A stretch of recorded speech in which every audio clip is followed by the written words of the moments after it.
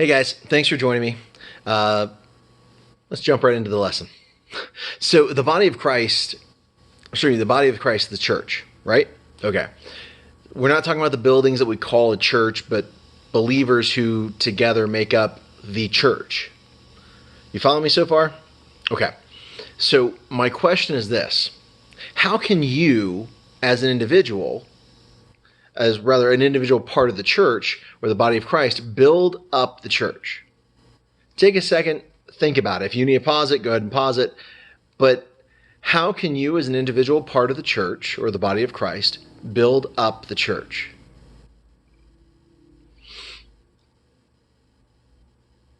Ephesians chapter 4, verse 15 and through 16 says this: Rather, speaking the truth in love, we are to grow up in every way into Him who is the head, into Christ, from whom the whole body, joined and held together by every joint with which it is equipped, when each part is working properly, makes the body grow so that it builds itself up in love. So we're talking about speaking the truth in love. I took a personality test. It's called Myers-Briggs. And it said that my personality type was the entrepreneur. Feel free to go ahead and Google that and look it up and check it out. It'll have some strengths, weaknesses, things like that go along with it. And so you tell me if it actually matches up with who you know me to be. I think it's actually a pretty good match as far as my strengths and my weaknesses, the good and the bad. It is what it is, but I think it's actually pretty good. And so, as you read the intro for this type, you realize the entrepreneur does not have a problem telling the truth. And those of you who have been with me and had some difficult conversations with me also realize that I have no problem telling someone the truth. This is a good thing about my personality type. However, as you continue to read, you'll come across this weakness. And I'm quoting it here. It says, feelings and emotions come second to facts and reality for entrepreneurs. Emotionally charged situations are awkward, uncomfortable affairs, and an entrepreneur's blunt honesty does not help here. So if you know my wife, talk to her about it, ask her sometime, and she'll tell you about how bad it is if we're watching a movie or something like that and an awkward scene comes up. I tend to kind of go like this, or I'll put a pillow up in front of my face, or if I'm wearing a hat, I just kind of bring the hat down lower so I don't have to see the awkwardness, because I don't like that. But the point of this is that I tend to speak truth, but I don't always do it with love. Okay, so story time. I was at a camp with some teens, and one of them, in my thoughts, was having a pity party. So this teen kept saying how horrible their life was, and I knew the family, I knew the teen, I knew the situations there, and I frankly had heard enough of the whining. So I decided to use facts and logic, or truth, to help her see the reality of her life. And this is kind of how the conversation went down. So the teen, my parents hate me. Me. Of course they do. They just spent a ton of money to send you to a camp where you get to have a blast all week. So of course they hate you, yeah. Teen, my life is horrible. Everything is so hard. Me, now annoyed, are you dying of cancer? Are you so malnourished that your stomach is extended and bloated and filled with worms? Are you without a home, without a bed, without clothes, without family, without people who take care of you? Teen, now ugly crying, no. Me, then stop talking about how horrible your life is and start realizing how good you actually have it. Teen, runs away crying. Couple of questions. Did I speak truth to this teen? Give you a second to answer. My answer is yes, I did. Did I do it in love? No, I didn't. So here's the real question for you. How effective do you think that conversation was in the life of that teen?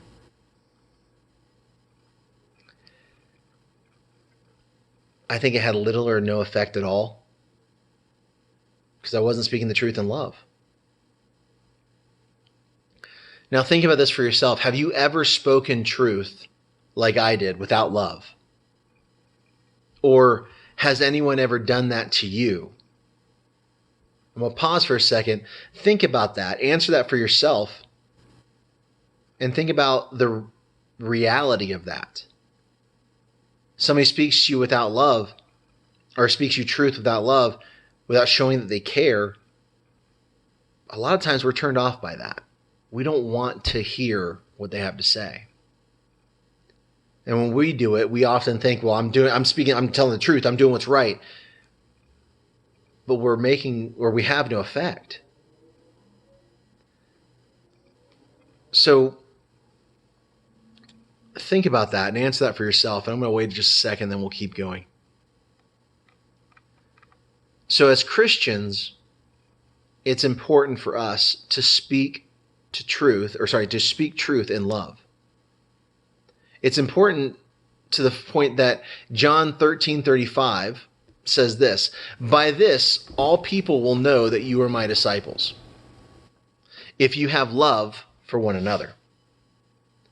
So we are to be known by our love.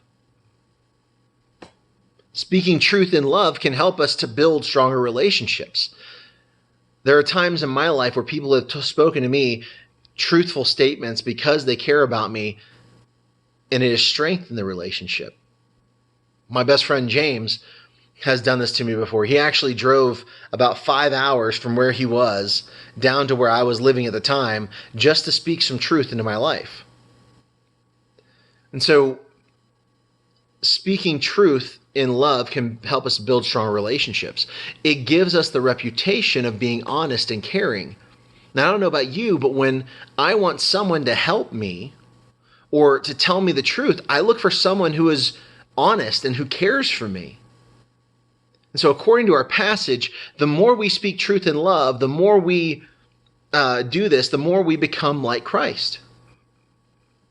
And the more all of us become like Christ, the better we function properly as the body of Christ or as the church. So to sum this up, the more we speak truth in love, the better the body can grow. So if I were to ask you again, the question I asked you at the beginning, how can you as an individual build up the body of Christ? What would be your answer based off of this question? Take a second, pause it, think about it, and then make your decision. My answer would be to speak truth in love. Because the more we do this, the more we become like Christ, and the better we are as the body of Christ. So a few words of truth spoken in kindness are enough to change the course of someone's life. And they did in my life. I already gave you one example of James. But at a pivotal point in my life, someone took the time to tell me the truth and did so in a caring way. I believe that it is a big reason, or rather, it is a big reason why I am in ministry or why I even made it into ministry in the first place. See, I didn't know this person very well, and to tell the truth, at the time, I really didn't like the guy very much. But I am thankful for him, and I've come to respect him quite a lot. And that's a good thing, since he's my boss now. You never know whose life will be changed by you daring to tell the truth in love. So 3 questions that I want to leave you with for you to answer this week, okay? The first one is this: how can I tell people the truth? Sometimes it feels difficult to do this, but you know what? It needs to become a second nature to us. So How can I tell people the truth? Secondly, how can I tell them the truth in love? Because we can tell somebody the truth, but if there's not care behind it, if there's not love, if there's not compassion behind it, rarely will anybody ever hear it. And by the way, when I say tell truth, I'm not talking about say everything that's on your mind that happens to be true about the way you feel right then. What I'm talking about is the things that are necessary, the things that are true, the things that need to be said. And not only that, but need to be said with kindness, with caring, with love. The last question is this, and this one's a little weird. It's a weirdly worded question, but it's still a very important one. So it's, whose life am I willing not to change for the better if I refuse to speak truth in love? Like I said before, there have been times in my life where things have been changed. My life has been changed because people speak truth and love to me. So whose life are you willing to not change for the better if you refuse to speak truth in love? Remember, you never know whose life will be changed by you daring to tell the truth in love. Thank you guys for being here tonight. I hope you've gotten something out of this and understand that truth and love is something that we should all be doing, because it should be showing, or rather our love should show for others, because that's how we are recognized as Christ's. Have a great night, and we'll catch you next time.